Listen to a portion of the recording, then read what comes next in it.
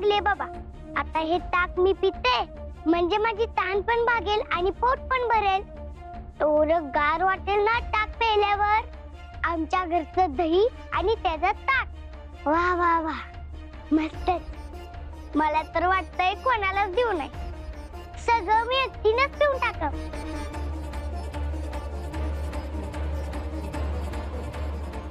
जगदंबा, हे काय पितेस तू? तुला कशाला सांगू? मी विचारतोय ना, सांग मला. अरे ताक आहे, मस्त एकदम. मी सगळं पिणार. तूच का पिणार ते? गोड आणि छान असेल तर मलाही हवंय. मी कशाला तुला देऊ? मी नाही देणार. एकच पेलाय आणि तो मला हवाय. का नाही देणार? मी घेणार. नाही देणार. मी मोठा आहे तुझ्यापेक्षा, ह्याच्यावर आधी माझा हक्क. अरे पण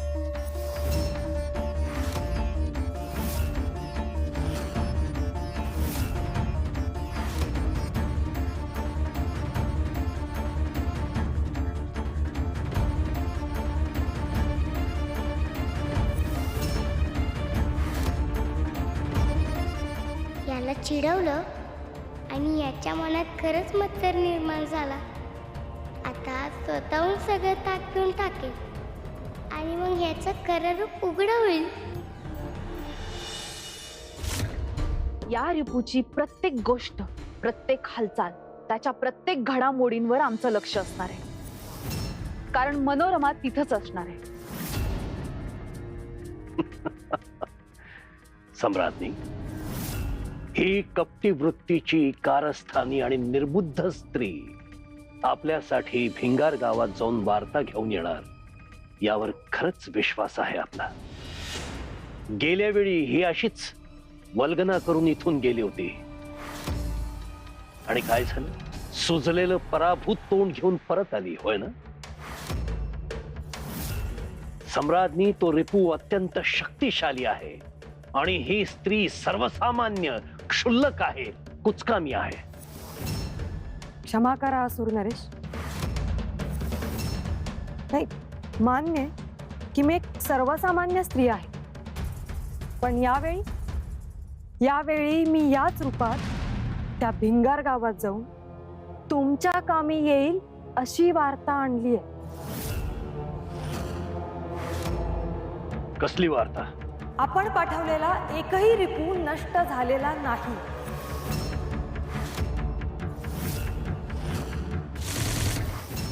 त्या सगळ्यांना त्या जगदंबाने अंकित केलंय.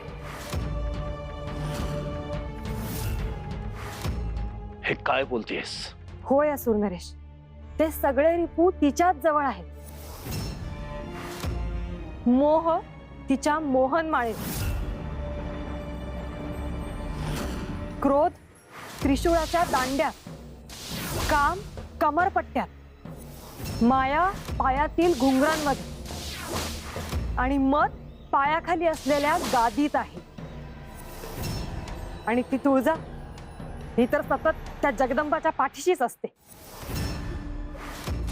अहो, त्या जगदंबाने अनेकांची अनेक संकट दूर केली आहेत, त्यामुळे ती त्या गावातील सगळ्यांची लाडकी झाली आता. हो असू नरेश, आणि ही माहिती आपल्याला कळावी अशीच आमची इच्छा होती. या माहितीमुळे आपल्याला अंतिम ध्येय गाठण्यासाठी नक्कीच फायदा होईल. असुर नरेश, आम्ही आपल्या पत्नी आहोत आणि आपल्याला सहाय्य करणं हे आमचं कर्तव्य आहे. असुर नरेश, आपण हिला एवढी दूषणं दिलीत, पण एवढी मोठी कामगिरी तिने स्वतः केली, अर्थात आमच्या मार्गदर्शनाखाली.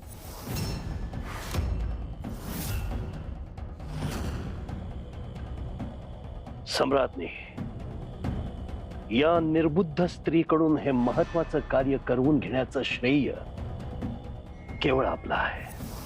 आपण असुर साम्राज्याच्या सम्राज्ञी आणि आमच्या धर्मपत्नी शोभता.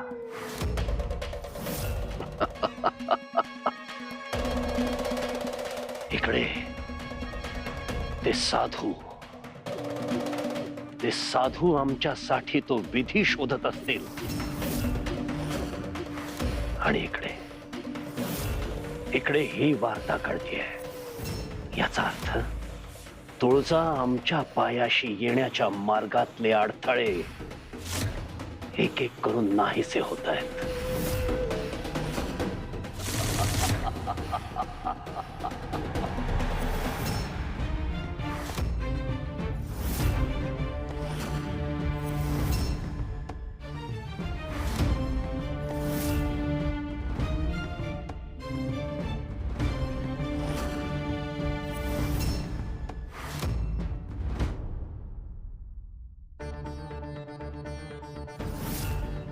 जगदंबा, अगं काय करतेस?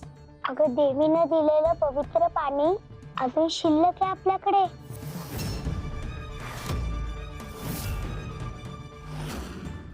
कसं काय? अगं ते ताक बनवलं होतं ना काल आपण काकूला देण्यासाठी, ते सापडलं मला. अजून चांगलं होतं ते ताक तेव्हाच टाकून द्यायला हवं होतं. माझ्या लक्षात कसं आलं ना. कुठे आहे ते ताक? ते बघ.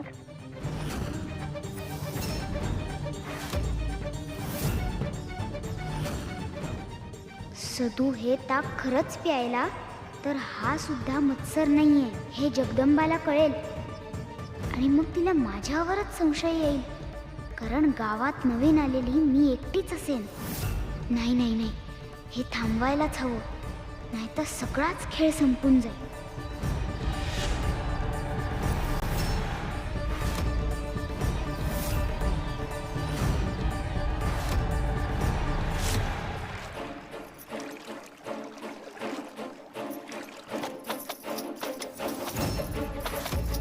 अगं बाई, आमच्या वंचूबाई कपडे धुतायत होय. चला, थोडा त्रास द्यायलाच हवा हिला. त्या राजवाड्यात तर दासीसारखं राहावं लागतं. इथे आल्यावर राणीसारखं मिरवायची, दुसऱ्यावर हुकूम चालवायची संधी मिळते तर ती कशाला सोडायची.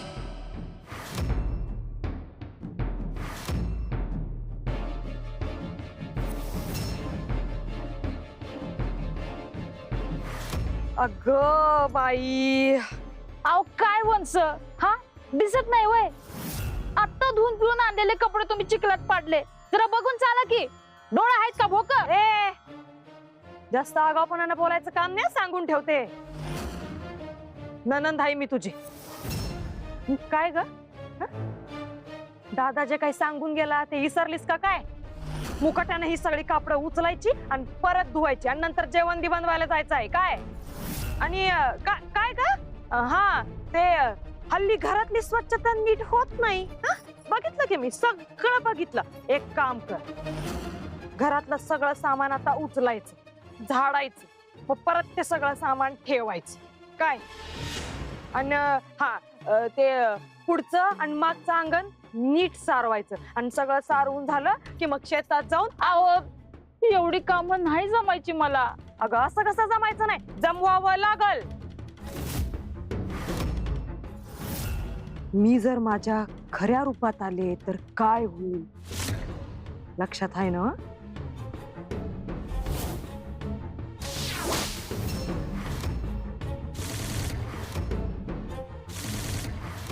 आणि कसं आहे वहिनी, दादा बी बाहेर गेलाय, त्यामुळं तुला वाचवायला इथं कोण बी येणार नाही काय?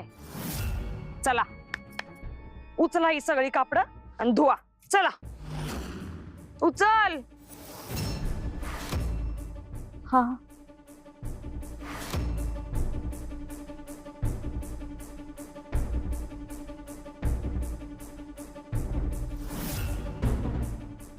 हे एक भारी वाटतं. बघावं तेव्हा हिला आपल्या तालावर नाचवता येतं आणि ही बी नाचते. आता मी इथे असेपर्यंत हिला असाच त्रास देत राहणार. माझ्या घरात मला चोरावानी राहावं लागतंय. हिचा कायमचा निकाल लावण्यासाठी काहीतरी उपाय शोधावाच लागल मला. हा, या परिस्थितीत कोण मदत करेल ते आलंय माझ्या ध्यानात. शबे, आता तुझं काही खरं नाही बघ.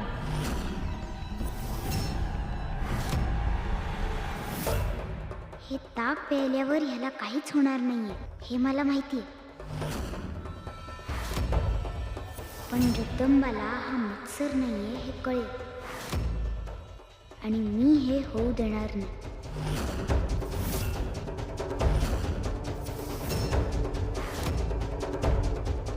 सगळं कापून झालं तरी याला काहीच झालं नाही. असं कसं? म्हणजे हा सुद्धा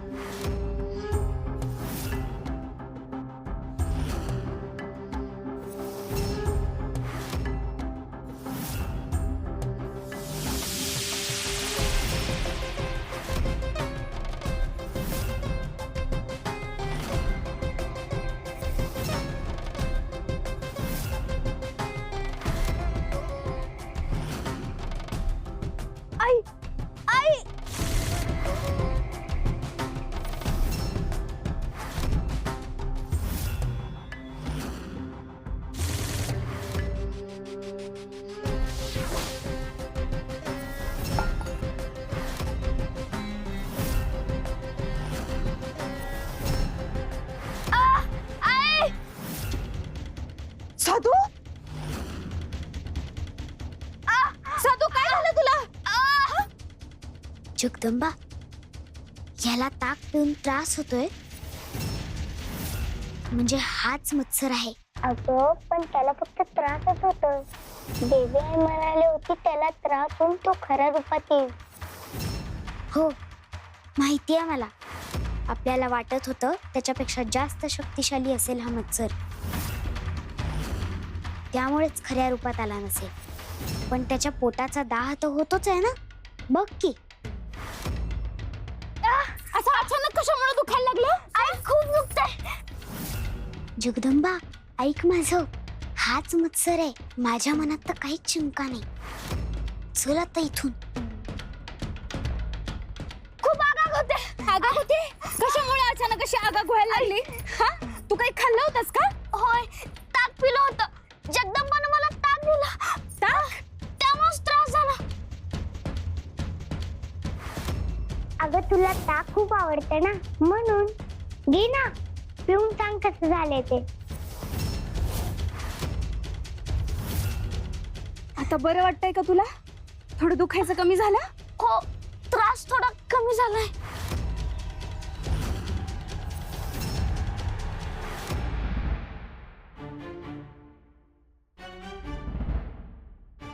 देवी आई तुला ठाव नाही असं काही नसतंय बघ. माझ्या आयुष्यात काय चाललंय तुला समजा माहिती आहे ना. यांचा पाय तर कधी थाऱ्यावर नसतोयच म्हणा. त्यात ती आसुरबाई यांची बहीण म्हणून आमच्या डोक्यावर येऊन बसल्या. आसुरच हाय ती. हे बघ ही आसुरांची मोहर गावली मला तिच्याकडं. त्या बाईने काहीतरी चेटूक केलंय बघ यांच्यावर. कधी नव्हते माझा नवरा एवढं वाईट वागलंय माझ्याशी काय सांगू तुला. ती बाई स्वतःला ना माझ्या नवऱ्याची बहीण म्हणवत्या. ती तर तिच्या तालावर नाचत्यात पण मला बी नाचवत्यात. मला तिची लय भ्या वाटत्या. ती बाई ना कधी बी असुर रूपात येईल आणि माझं काहीतरी बरं वाईट करल. देवी आई मी तुझी मनापासून भक्ती करते बघ. तूच मला काहीतरी मार्ग दाव याच्यातनं.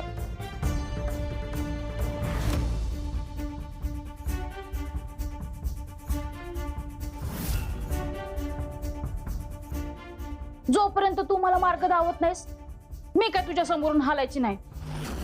मार्ग दाखव आई, मार्ग दाखव.